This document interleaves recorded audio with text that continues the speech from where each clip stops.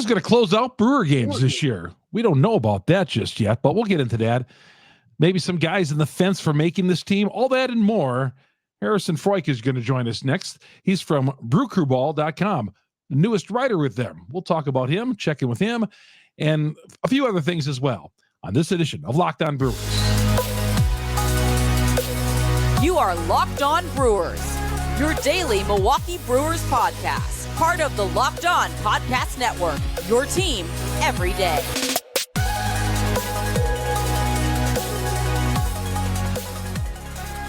About a week and a half, the season is starting. A week from Thursday, the Brewers open up in New York against the Mets, and I can't wait.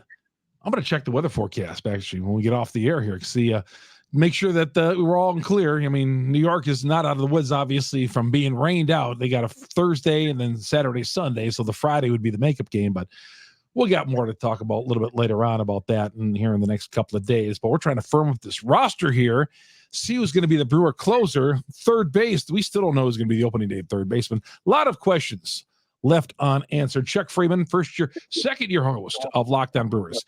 You're one of the book, second-year host, longtime sportscaster here in Wisconsin. And, of course, you get me on Google, Spotify, Apple, this podcast on all the major downloads. And, of course, YouTube, our growing YouTube page. Go to Locked On Brewers, search Locked On Brewers, hit the subscribe button, hit the bell.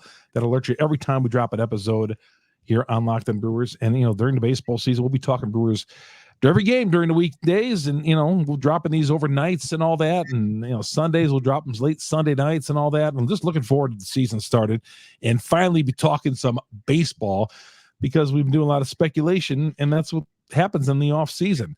But going to bring in our guest right now, Harrison Freuck. He's a first-year writer with Brew Crew Ball, been following the team, lifelong fan, as all of us are. Harrison, welcome to the debut of your appearance here on Locked On Brewers. Appreciate you coming on. Thank you, Chuck. Thanks for having me. Before we get into specifics on the team, how was the offseason, in your opinion, with the Milwaukee Brewers, as we're just, on the countdown to opening day? Was this offseason better or worse than you were hoping for? I'd say it's a little bit of a mixed bag. We had with Burns leaving, but I think that was pretty much expected, whether that was going to be this offseason or sometime during the season. And then you got to look at one of the biggest holes in the team last year was first base, and I think adding Rhys Hoskins will definitely fill that hole. So I'd say a bit of a mixed bag. And then looking at specifically the Burns return, I think some people are really happy with DL Hall and Joey Ortiz, but others are not so high on those two guys. So I guess it's a wait and see approach with this young roster we got.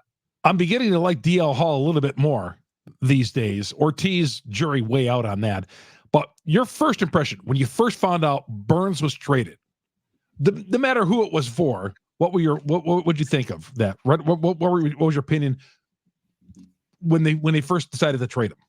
Yeah, I'll be honest. I was ready for them to trade him last season during the season. A similar approach to what they did with Josh Hader back in 2022. But I think, like you said, looking at the return, it wasn't probably as much as fans had hoped for, but we still got a nice prospect return there. And we also got the draft pick that's coming up this year. So looking in the long term, that's how the front office likes to do it here in Milwaukee. Hopefully that'll work out for us. But like you said, jury's still out there. Harrison, I am so worried about this pitching staff. A year ago, I wasn't. But the starting staff right now, man, I'm going to be watching when some of these guys take the mound. I'm going to be watching from underneath my coffee table in my living room, because I'm that worried about what's going to happen with these guys. Yeah, absolutely. Looking down at that Arizona roster, if you just go to the Brewers website and look at those stats, there's not really many to stand out there so far. Yeah, there's nothing. And nobody's really, a couple of guys are pitching well, but that top end, we don't know who Miley's going to be on the opening day roster. He threw on the side the other day, but he's in doubt.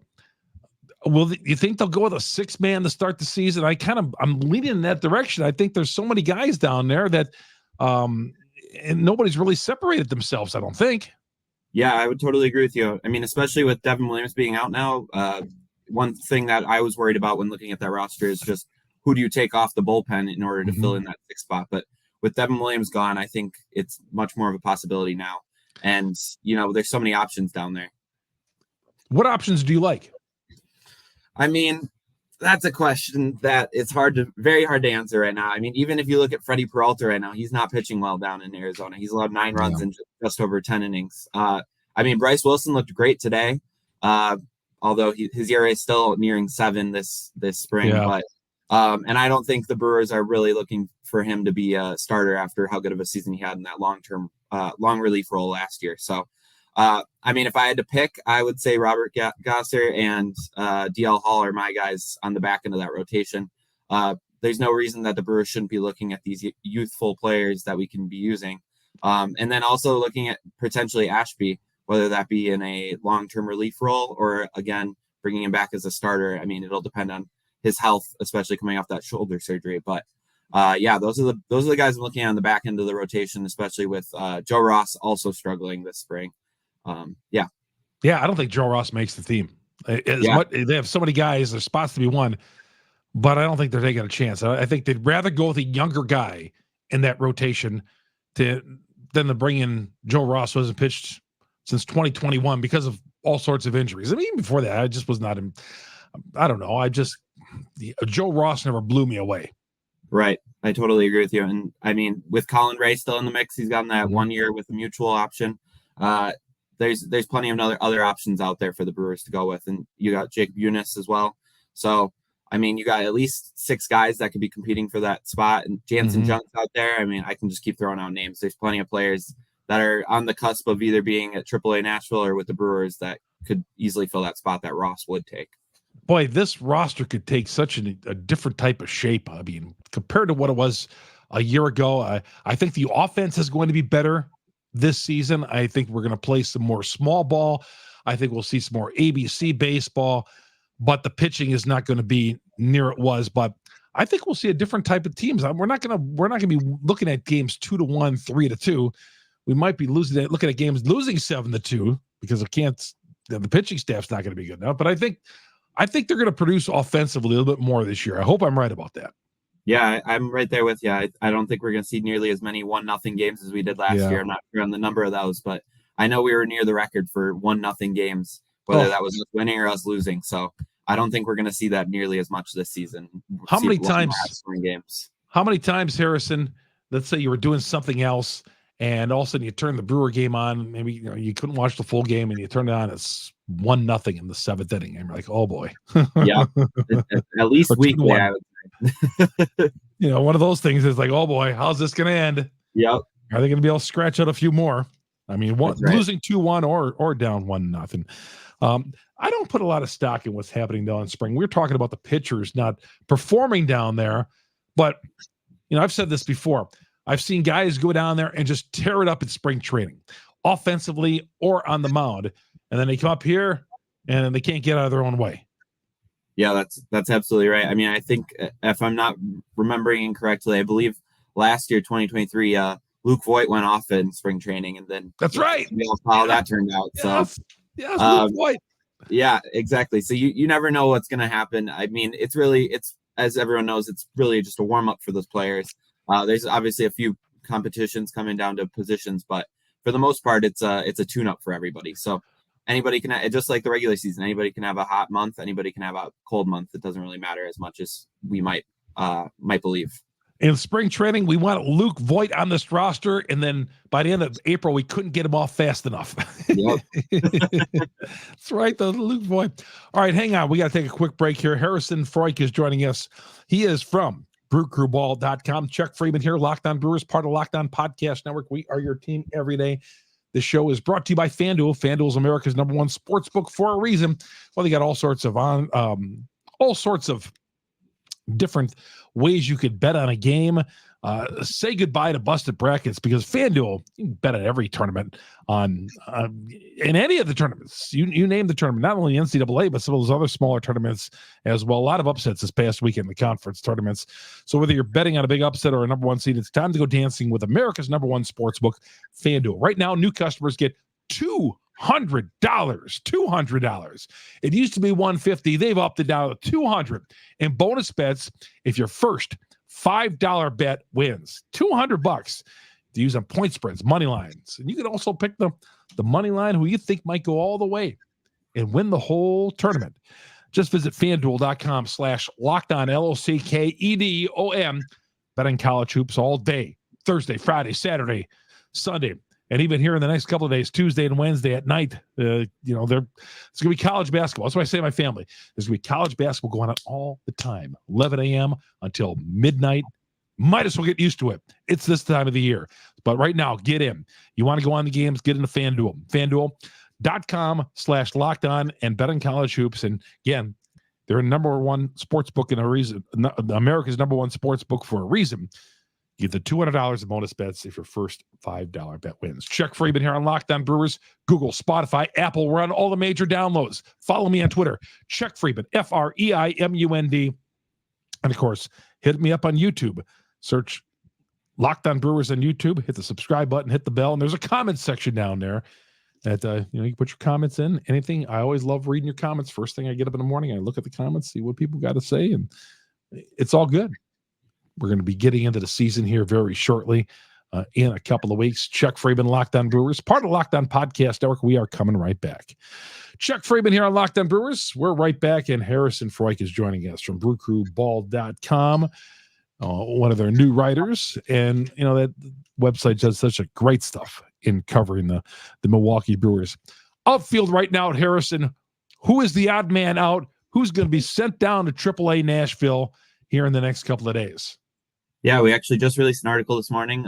We did a poll of fans, and Blake Perkins looks like the odd man out. So we're looking at over 50% of the fans voted for that. And then you had Joey Wiemer right behind him with 38%. And then down at the bottom there, we had Jackson Chourio with 8%. Obviously, Jackson Chourio is the biggest name of those three when it comes to talking to Brewers fans. And he's also the youngest considering he just turned 20 last week. So in my opinion, I do agree. I think it'll be Blake Perkins as the odd man out. He's had a terrible spring. Again, don't put too much emphasis on those spring stats. But when you're comparing it to a 20-year-old who's getting his real first taste of MLB action, and Joey Wiemer, who can provide that thump in the bat, I would say Blake Perkins is going to be the odd man out there. Would be stunned if he was Jackson Chourio got sent down and the other two guys made the roster. Would be absolutely stunning if that happened. Absolutely. So Perkins not, Wiemer working on the new batting stance, but he's still not hitting yet. Yep. Yeah, I was watching the game earlier today, and if I'm remembering correctly, he clobbered a couple of balls. He didn't get anything to show for it, but he's got that wicked swing and that wicked windup as he swings. So hopefully he can figure that out. They said that it was Pat Murphy likes to use some hyperbole there, but he's gonna hopefully figure that out as the season goes on. He's still a young player. He's still got a lot of potential. I'm hoping that he can turn it around this season. Boy, this spring training I feel has gone on for like 4 months so far. I feel like we've been playing spring training games. It is time to start the season, don't you think, Harrison? Yeah, absolutely. I mean, most springs I feel like they go by pretty quickly, but this year you're right. It feels really slow. I'm just ready to see what this Brewers team has to offer. Usually we go into the season, as you mentioned before, knowing what we're going to get especially with the pitching staff. And this year it's really hit or miss. We could have a terrible team. We could have a really great team.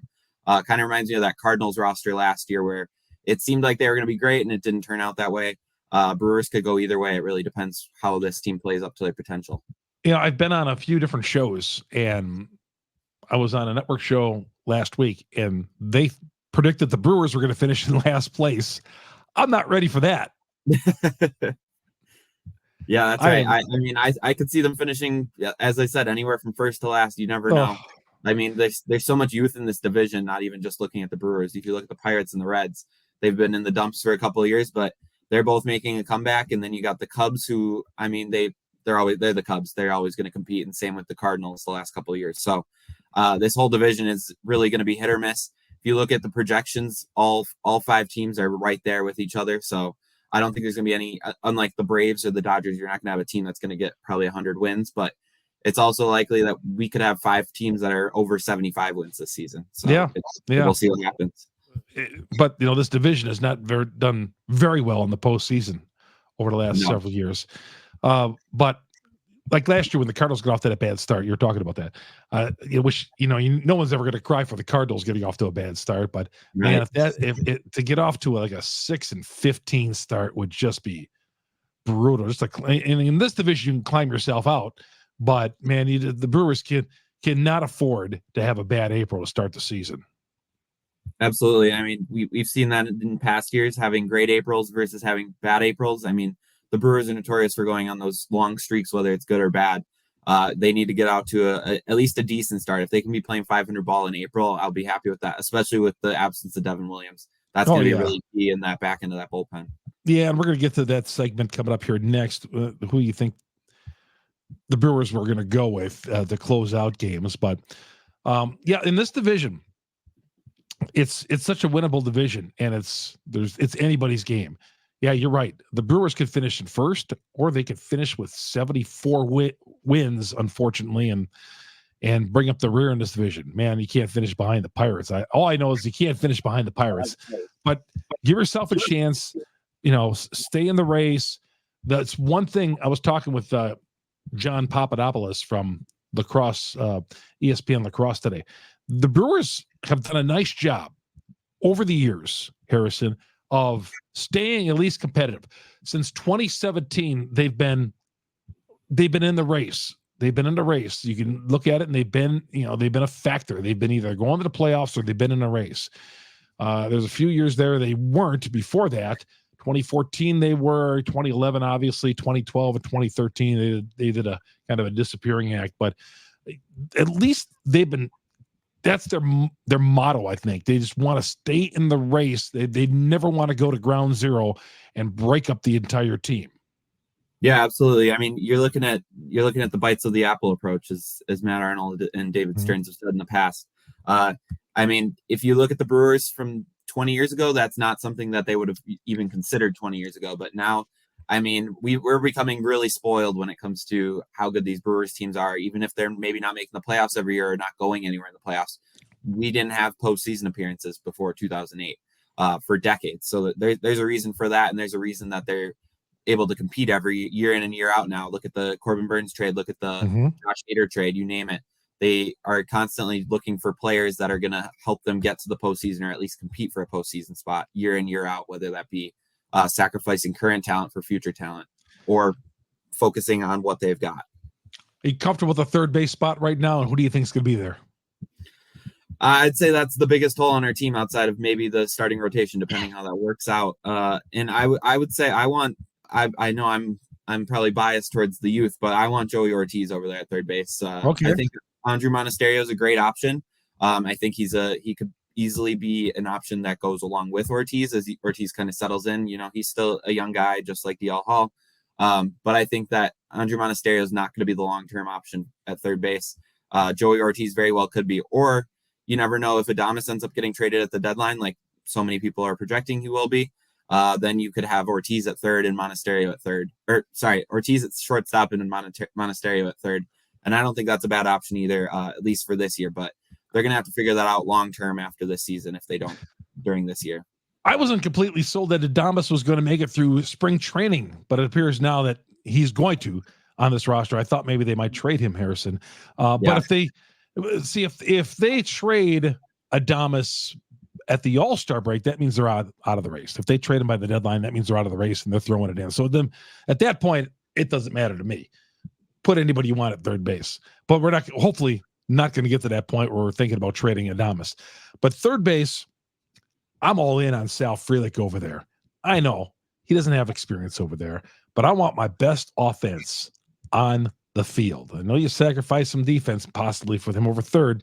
And Murphy talked about that Frelick is going to be one of the big surprises in baseball this year. Murphy's dropped a couple of those bombs on us so far in spring training. But I want to go with Frelick. How often do you think he's going to be over there at third base?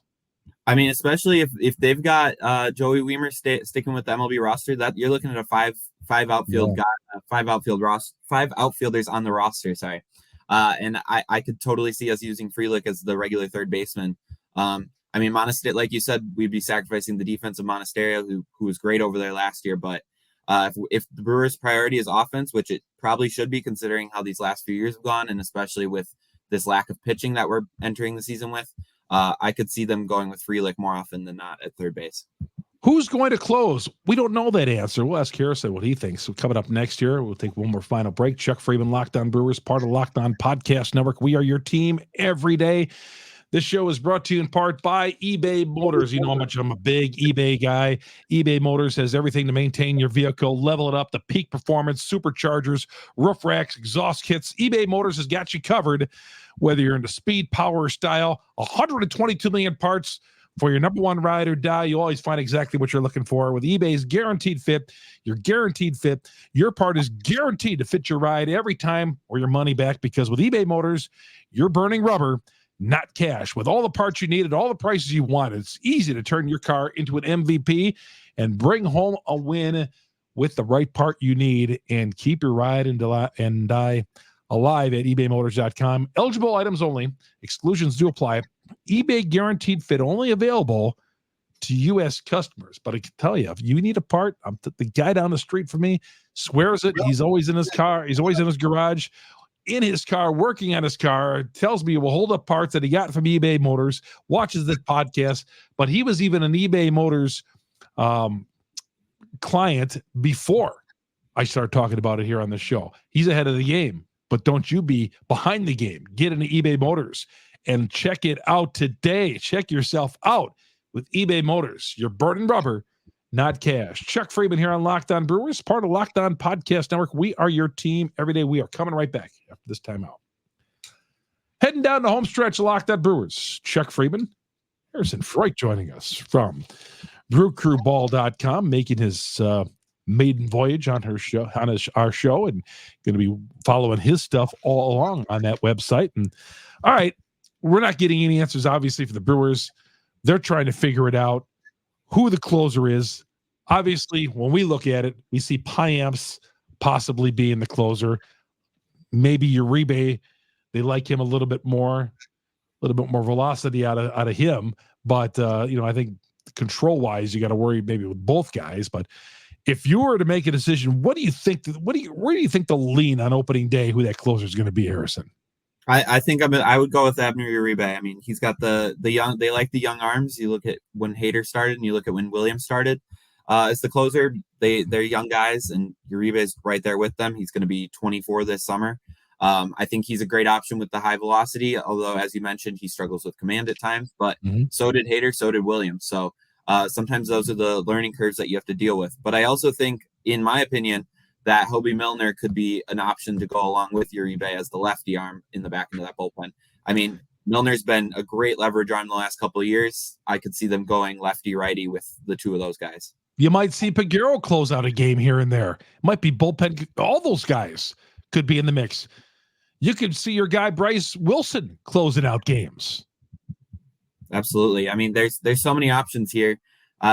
When you don't have a clear-cut closer entering the season, as obviously they were relying on Devin Williams to be back after another NL Reliever of the Year award. There's so many guys in the back end of that bullpen that could do the job. If it might just be by committee and by who's got the hot hand. When it comes to bullpen arms, we know that there's guys who they have stretches where they're really good and stretches where they're really bad, and it really just depends. Williams goes through those same learning curves every year when it comes to command issues at times. So I could see them going with the hot hand. Well, that's the thing about bullpens. Year to year, you never know if you're going to be a great bullpen or that bullpen is going to take a step back. That's the thing they can't do. I mean, they need to put in another great year in that bullpen to compensate for the starting pitching, which we don't think is going to be all that good. Yeah, and that's one thing that I've seen all over Twitter this offseason, or X, whatever they're calling it now. One thing I've seen all over there this offseason is the guys that are in the starting rotation right now, the guys that might be starting those games, they're not innings eaters like Burns and Woodruff were last season. So having a reliable bullpen, a bullpen that can eat those innings, whether that be allowing 4 runs in 6 innings or allowing no runs in 3 innings, it's really going to matter when it comes to this team. As we were mentioning before, this could be a team that wins 75 games and comes in last, or it could be a team that wins the division. Well, I guess it'll really come down to the pitching. Before I let you go, which direction is it going to go? You talked about 1 through 5, but if you were to put your last dollar on it that you make from BrewCrewBall.com, where would you say they finish up? I'd have to go with second. I can't pick over I'm thinking the Cardinals are going to be right back in there for first place again. They had a rough season, obviously, but I think they're going to take the division back. I think the Brewers can still sneak into the playoffs with the wild card spot, but I'm not super hopeful on these young guys. There's still going to be some learning curves as they progress here. Harrison, thanks for taking some time out of your busy schedule to join us here on the show. There's going to have to be a follow-up appearance somewhere down the line, my friend. Sounds great. Thank you, Chuck. All right, Harrison Freuck joining us here in Locked On Brewers, part of Locked On Podcast Network. We are your team every day. Thank you, all you everydayers, for joining us every day here on Locked On Brewers on Google, Spotify, Apple. We're on all the major downloads. Of course, our growing YouTube page. Search Locked On Brewers. Hit the subscribe button. Hit the bell that alerts you every time we drop an episode here on Locked On Brewers, part of the Locked On Podcast Network. Follow me on Twitter, Chuck Freeman, FREIMUND. Always there to answer your Brewer questions. Always DM me if you want me to answer something privately. I'm always there for you. Love talking to the great Brewer fans because we're all in this together. So we are about a week and a half from the season started. Good night, everybody. Chuck Freeman, Locked On Brewers, part of Locked On Podcast Network. We are your team every day.